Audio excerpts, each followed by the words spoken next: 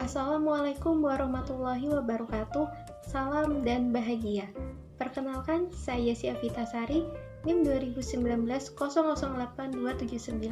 dari kelas Manajemen 5A7, Fakultas Ekonomi, Universitas Sarjana Wiyata Taman Siswa.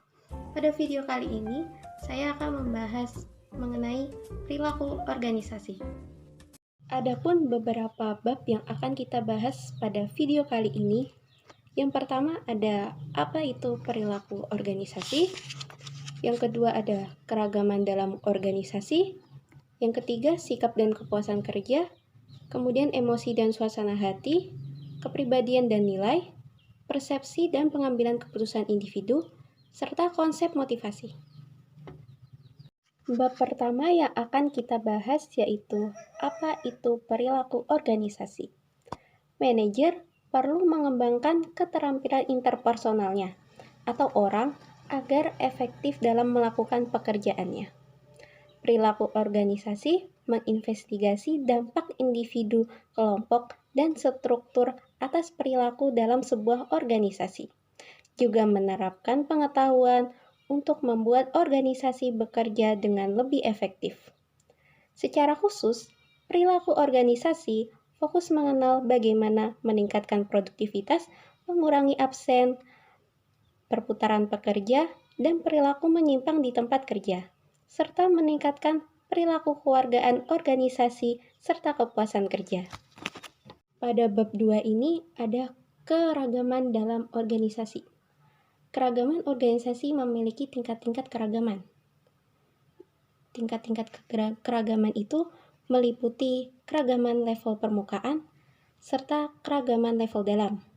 Keragaman level permukaan sendiri merupakan perbedaan-perbedaan dalam karakteristik yang mudah dinilai seperti jenis kelamin, ras, etnis, umur, atau kecacatan yang tidak selalu merefleksikan cara orang berpikir atau merasa tetapi dapat memunculkan stereotip tertentu.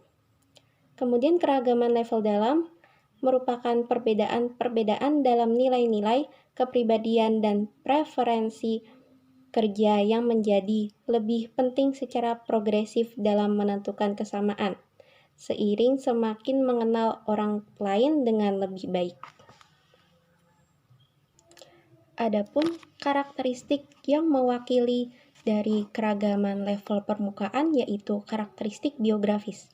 Karakteristik biografis sendiri bersifat objektif dan mudah diperoleh dari catatan personel.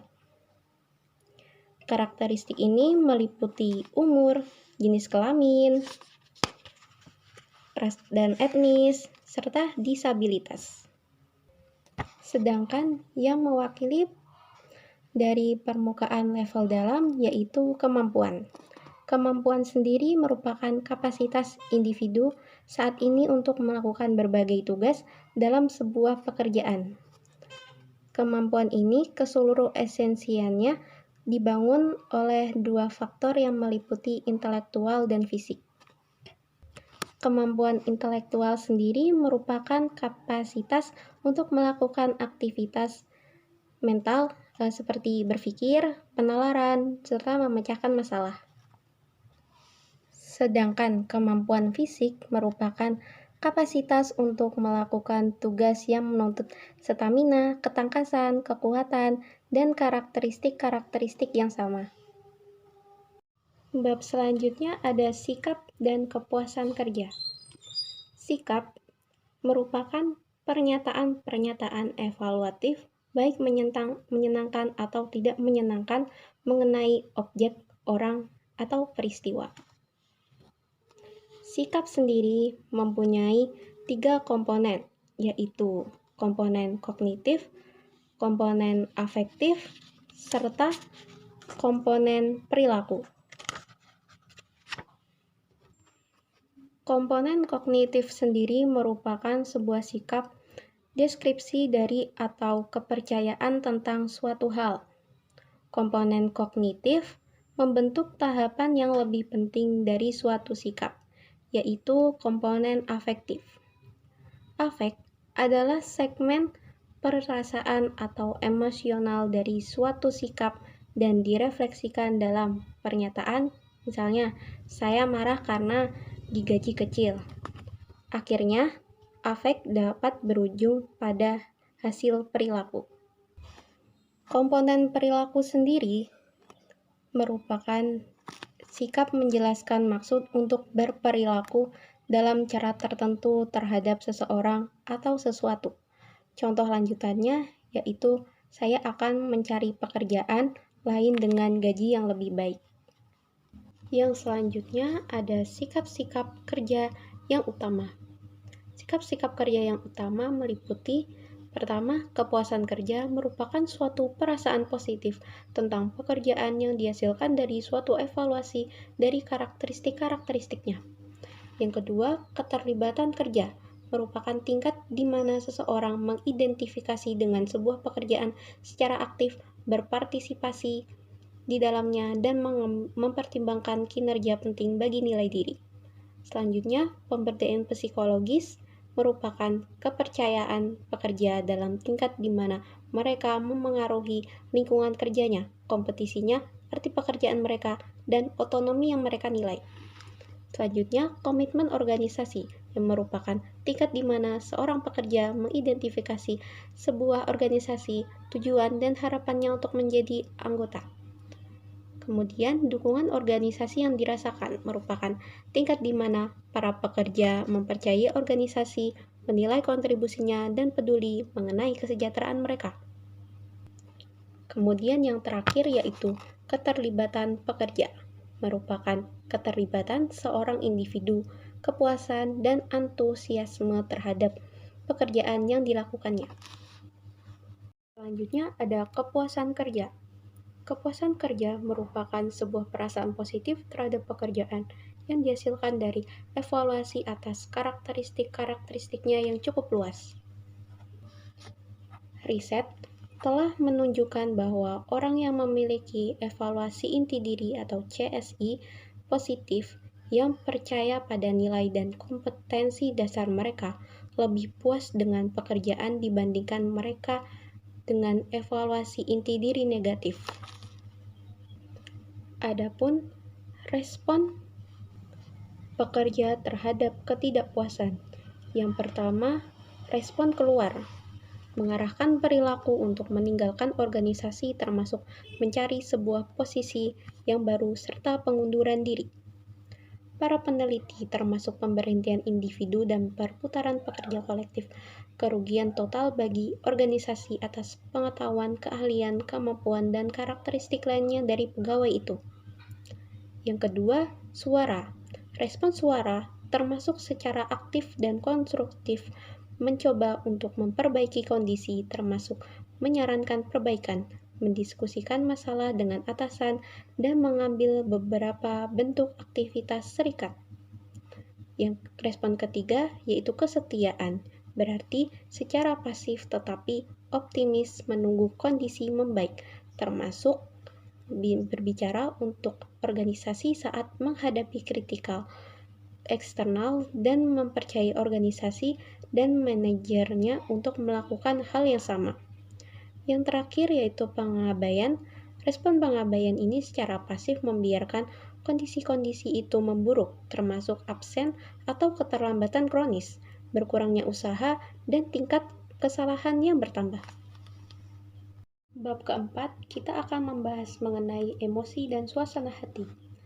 Dalam analisis ini, kita akan memerlukan 3 istilah yang sangat erat kaitannya, yaitu afeksi, emosi, serta suasana hati. Afeksi atau afek merupakan istilah umum yang mencakup kisaran yang luas dari perasaan yang dialami seseorang, meliputi emosi maupun suasana hati. Emosi atau emotion merupakan perasaan intens yang diarahkan pada seseorang atau sesuatu. Sedangkan suasana hati sendiri merupakan perasaan yang kurang intens dibandingkan emosi dan sering meskipun tidak selalu muncul tanpa sebuah peristiwa spesifik sebagai stimulus. Afeksi sendiri terbagi menjadi 3 bagian, yaitu afeksi positif, afeksi negatif, serta kompensasi positivitas. Afeksi positif sendiri merupakan sebuah dimensi di mana suasana hati yang terdiri atas emosi-emosi positif spesifik seperti ketertarikan, keyakinan diri, dan keceriaan pada akhirnya tinggi dan kebosanan, kelambanan, serta keletihan pada akhir rendah. Kemudian, afeksi negatif adalah sebuah dimensi suasana hati yang terdiri atas emosi-emosi seperti kegugupan, stres, dan kecemasan pada akhir tinggi, dan relaksasi, ketenangan, serta kendali diri pada akhir rendah. Kemudian, kompensasi positivitas yang merupakan kecenderungan kebanyakan individu untuk mengalami suasana hati positif ringan pada masukan 0.